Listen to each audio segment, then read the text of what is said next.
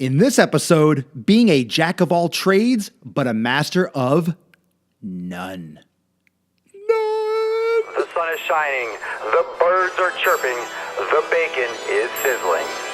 Welcome to the Daily Swole.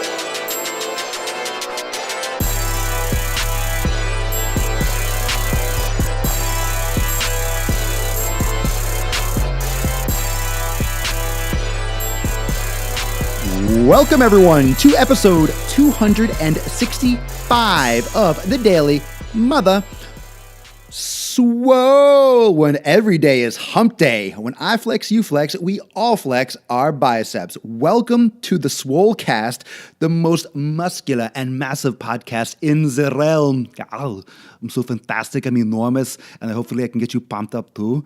So when you come and you listen to my daily show, I'm going to help you get the large, get the enormous, and get big biceps and triceps. I'm going to get you fucking yoked today. I'm going to get you yoked like it ain't no joke. This episode is for everyone. It's for everyone that's trying to lose weight, that's trying to gain weight, that's trying to build muscle, trying to lose fat, trying to become a better cyclist, become a better swimmer, become a better runner. It doesn't matter. These are principles. This is exercise physiology in your fucking face. And I am going to light this podcast up. So thank you so much for joining me live on Facebook every day at 12 noon Eastern Time. Thanks for watching on YouTube, where you can find every episode. And also you can get every episode in your ear holes on SoundCloud and iTunes. So if you want to listen, if you want to watch, if you want to interact, you have your options. You can do it any which way you fucking please. And you can also check my Facebook page out at the top, pin post at the top of the Facebook page for Swolenormous gear, which just got re-released, back on sale. Check it out and get your bearded glory on today. And I love it when I get these pictures of people working out and getting absolutely yoked in the Swole gear. It's fucking awesome. So today's episode, Jack of all trades, master of none. This is an episode on the specific adaptation to impose demand. This is an adaptation training episode. Adaptation training. Jack of all trades, master of none. Someone being decent at a lot of different things, but not excelling at any one thing. Now, how does this apply to your training? How does this apply to you? You adapt to your environment. You adapt to your environment. There is a stimulus, whether it's heavy, whether it's light, whether it's aerobic, you will adapt to your environment. You will adapt to the stress that is put on your body. If you have a heavy stress, an excessive stress that's put on your body, that is coming at you, external forces, your body will adapt by building muscle tissue to overact, to counteract, to resist those external forces. Okay? It's an adaptation. Your body is always on the defensive. It's always on the defensive. Your body is a bunch of negative feedback systems, and I just posted a quote from the negative feedback system episode, if you want to check it out on my Instagram, either yesterday or the day before, about how your body is always defensive. This episode talks about how everything that your body does is a reaction, is a defense mechanism to maintain homeostasis, to maintain balance, to protect itself. So getting huge is actually a defense mechanism, if you could believe that. It seems like it's aggressive. It seems like your body is growing. No, it's defending itself. It's protecting itself against you destroying it and fucking hammering it all the time. Your body gets stronger, your muscles grow, your body develops in order to protect itself against the external forces. It's a protection mechanism. Your body is playing defense. Whether you do aerobic activity, light training and endurance training, heavy, it doesn't matter. Your body is going to defend itself in one way or the other. Aerobic training, your body will increase mitochondrial density in the cells, which are the organelles that help metabolize oxygen for energy. So your body will increase that quantity and that density in every cell in order to handle aerobic activity. That's why cardio gets easier, blah, blah, blah. Muscles get bigger to prevent and to protect against external forces, and aerobic activity becomes easier to be able to perform that activity easier. So whatever you do, whatever you train for, your body will adapt in that sense. That is why bodybuilders don't run long distances. Shocker. That's why marathon runners, you don't see them, under a 315-pound bench press. They don't need to do it because their activity that they're training for doesn't require it. They don't train for it. If you train for bodybuilding style, you will get the effects of a bodybuilder. You will have a moderate VO2 max. You'll increase your cardiovascular capacity some, but you won't be the same as a marathon runner. But your fast twitch fibers, or type 2 fibers that we've discussed recently, will increase in density, will increase in size, will increase in force output and force potential. If you are a marathon runner, vice versa, your mitochondrial density will increase, your type 1 fiber activity, your endurance fiber activity will increase, and your body will become more efficient at metabolizing at an oxidative state. In an oxidative state, aerobically, your body will become more efficient that way. It adapts. You adapt to warm weather climates, you adapt to cold weather climates. And, when I first moved down to Florida, I was on the beach on New Year's Day. Now, I don't go to the beach unless it's hot as shit. Okay, I see, that's where a lot of people come in. They come down here for vacation. They come down here for, on a break, and they're at the beach, and the locals don't go. One, because it's crowded as hell, and also two, because, we're used to hotter temperatures. We go to the beach when it's 95 and humid. Down here, people come down on vacation when it's 20 degrees where they live. Yeah, they come down here and 75 degrees is like, wow, I'm getting a suntan, I'm sweating. You just adapt to your climate. So you will react and your body will adapt and protect itself against the stress you put it under. Fine. Is there no happy medium? Well, CrossFit and these type of group classes that do everything try to find a happy medium. There can be if you have good instructors and you have proper program design. The problem is most do not. Most try to give you an effect. They try to make you tired. They try to make you feel like you got destroyed. And this illusion that hard output, this illusion that being exhausted equals results, is really, really bad. It's really bad, and it's fucked up, and it's terrible. The fitness industry is just crumbling and just breaking under the weight of this misconception that because you feel flattened, because you can't breathe at the end, because you're crippled sore, that you had a good workout. Like I said before, I could drag a bag of bricks across a golf course for 12 hours and be fucked up, sore, and exhausted, but am I getting an aesthetic benefit? Am I going to look better? Am I going to have better shape and physique? Am I going to burn fat the best way? Am I going to develop core strength? Am I going to, have better, let's say, anaerobic endurance and anaerobic threshold? No, I'm going to get better at dragging bricks across a fucking golf course. Think about that. You will get better based on what you do. If you lift heavy weights a lot, you'll get better at lifting heavy weights. If you do higher repetitions, lower weight, and do more endurance, you'll develop musculature that will be better for endurance. If you drag bricks, then you'll get better at dragging bricks. So if your goal is to compete in the CrossFit Games, if your goal is to do a Spartan race, then you have to do shit that kind of mimics that. The problem is this type of training, this type of jack of all trades, the absolute idiocy, the ludicrous nature of the thought that you can be expert and excellent at all different things is just so far off the fucking rails, I can't even quantify it. It's so incorrect. You cannot be an expert at everything. That is why if you are a lawyer, you are a lawyer. You're not a lawyer and a fucking doctor. You pick one and you excel at it. Okay, you don't have people sometimes. I mean, how rare was it? Like Bo Jackson, baseball and football. Deion Sanders, baseball and football. Michael Jordan, basketball, and pretty much sucked at baseball. I mean, he did better than a lot of people, but because he's an athlete, but you get better at what you put yourself under. If Michael Jordan decided to be a baseball player from the start, he could have been very good, but he didn't. And he spent 15, 20 years playing fucking basketball and perfecting that. And obviously when you go back to baseball and you change sports, not going to do too well. Not going to do too well. You will excel what you try to do. And of course, there's natural talent that comes into play, and you have to have natural talent, natural ability, and then expound on that and elaborate with endless hard work and practice and trial and error. So you need natural talent too, but you need to fucking work in that direction. You want to be a better basketball player, then you better play a shitload of basketball and do everything towards that. If you want to be a better football player, then you better play a shitload of football and do everything in your training towards that. If you want to be a better bodybuilder and have a certain body and look a certain way, then you better do everything towards that end. And too many of you are doing exercise routines and programs that are going in opposite directions or in very different directions. In very different directions than what you want. You're doing these type of metabolic and Metcon and HIIT and whatever fucking abbreviation they want to give these workouts now. And you want to look a certain way. And That doesn't happen. That doesn't happen. You're not going to look the way you want to based on the way you're training. And most of you want to look a certain way. You could care less if you max out. I mean, what the fuck is a PR anyway? It's a personal record, a PB, a personal best. Do you know what that is? Do you really know what that is? That's a test. That's called a test. That's why they call it a 1-rep max test in like weight training. A 1-rep max test. It's a test. How good do you do in school if you just get tested every day? If you have a test every single day? No, you learn, you practice, and then you apply.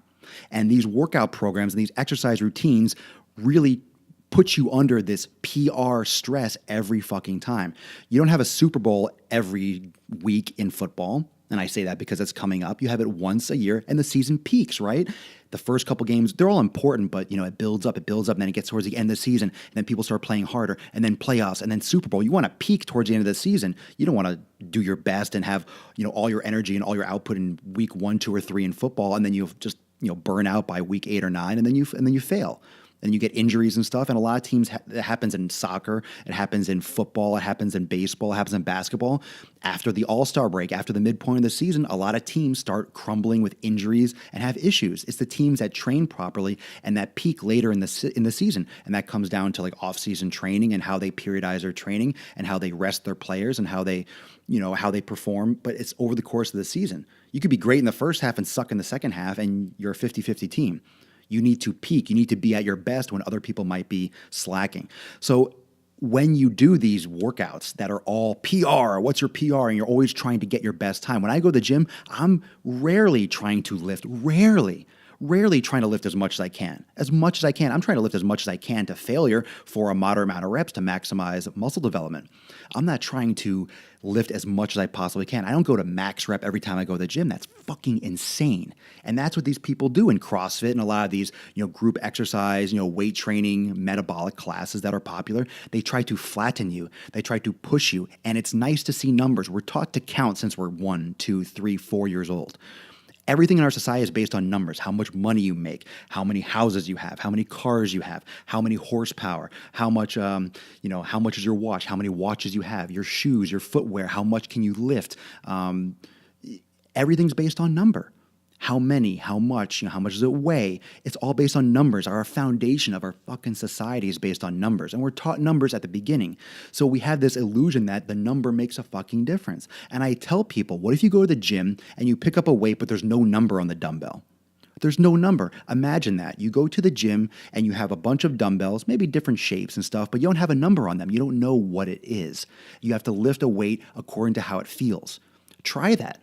If you have weights at home, try put a little sticker over it. Go by how it feels. Are you feeling the muscle contract? Are you getting the most out of your workout? Is it challenging you? Are you getting too many reps? Forget the fucking number. I go to the gym and I lift 5 pounds for certain exercise and I am big. I am muscular and people are like looking at me weird because I'm doing these exercises with 5-pound dumbbells and I have a ridiculous pump because I'm using the muscles the way they should be used with a weight that's appropriate for what I'm trying to do. I'm imposing a specific demand and I'm getting the fucking result. And that's what you have to start to do with your training. You have to do what it takes to get the results you want. Start looking at your workout. Start looking at your training. Is there a training program? Are you going to these CrossFit gyms and just picking a fucking name out of a hat? I guess we're going to do power cleans for 30 fucking reps. You're doing exercises that are designed for short bursts of energy, and then you're doing them completely cockeyed backwards and doing them for endurance. The body doesn't work like that. It's like a bodybuilder trying to run a marathon. You're going to hurt your joints and you're going to tear your tendons up. Your body is not trained for that. You cannot be an expert at everything. And the problem with these random workouts and these random, let's do everything to our best of our ability, is that you're putting your body under a test for things that you're not an expert at. And when you test subpar or subdeveloped muscles and subdeveloped movements, what you're going to get is a fucking disaster. You're going to get hurt, and even just as bad, you're going to get no fucking results or going the opposite direction of what you're trying to do. Don't waste your time. I always tell you, do not waste your time. You do not waste your time. It is a recipe for disaster, and there's no surprise for anyone that has any type of education or experience in the fitness field as a trainer, as a fitness expert. That's why you have a lot of experts that are saying, oh, CrossFit's dangerous, because it is fucking dangerous. I'm not saying it's not fun. I'm not saying you don't enjoy it. I'm not saying you don't like the workouts. You could like whatever you want. You could like painting on the backs of snails if you fucking want to. That's weird as shit, but you could. You might have like ASPCA after you because that's probably animal abuse at this point. But you get the idea. You can like whatever the fuck you want. Doesn't mean that it's good for you. Doesn't mean that it's safe. Okay? So when you have experts that are saying there's a reason why there's a big bandwagon against it. It's not because we hate exercise. It's because this mentality that you have to test yourself every freaking workout, and there's no periodization. There's no planning. There's no organization. There might be a few out there that have some kind of idea what they're doing. But the foundation of the workouts, of those types of group training programs, is that there's no fucking program. There's no program. And you cannot add a program to something that's fundamentally flawed. It's fundamentally flawed. And you cannot change the fact that there is no basis to implement any type of program and periodization in a program that's just a blend of every fucking leftover that they can think of in different ways in order to stimulate you, to keep taking your money, to keep you interested, because random gets boring after a while. Random gets boring, so they make it more demanding and more random and more ludicrous just to shake things up and make it different and keep you mentally stimulated so you keep on coming back. If you can, if you're not in the fucking hospital bed. So aesthetics or performance, what do you want? What do you want? Aesthetics or performance? Do you want to look good? Do you want to perform a certain way? And I challenge you, if you want to perform, I want to be faster. I want to get stronger. I want to be, I want to have a better aerobic capacity. Let me ask you, why? Why? Why do you want better performance? Are you an athlete? Are you performing for a certain thing? Think about this. There's so many people out there doing performance-based activity regularly, training. I'm not saying for general heart health or cardio health. I'm talking about people doing performance-based workouts. Well, why? You should know why. If there's a reason and there's a valid reason, then fine, do it. But do you know why you're doing performance? Are you going to try out for an NFL team?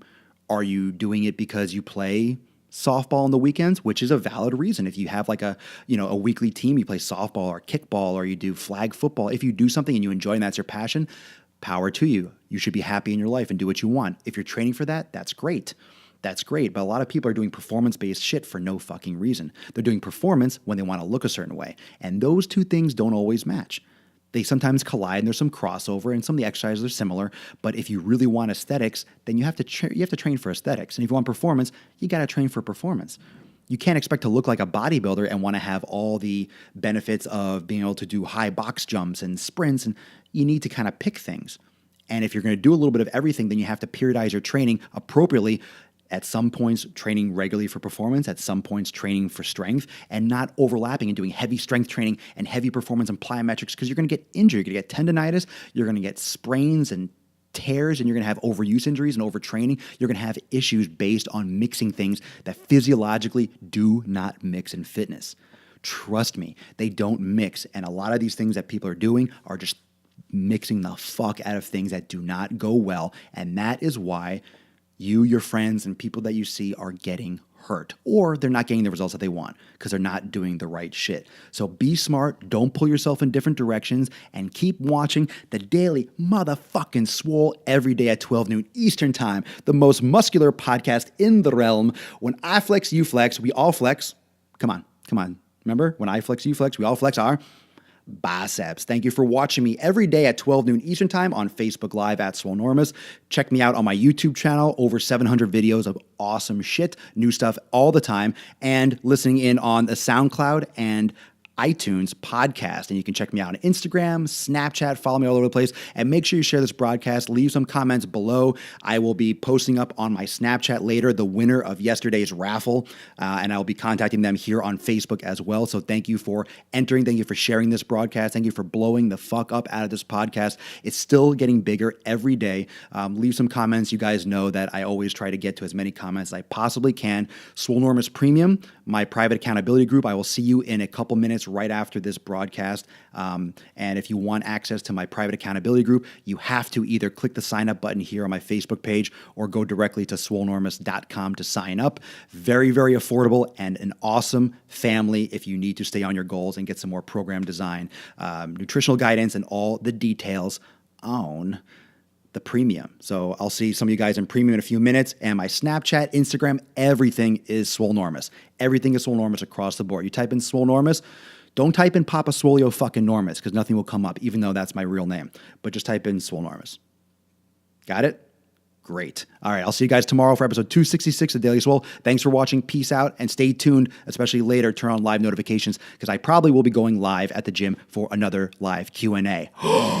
Peace, love, share. I'm out.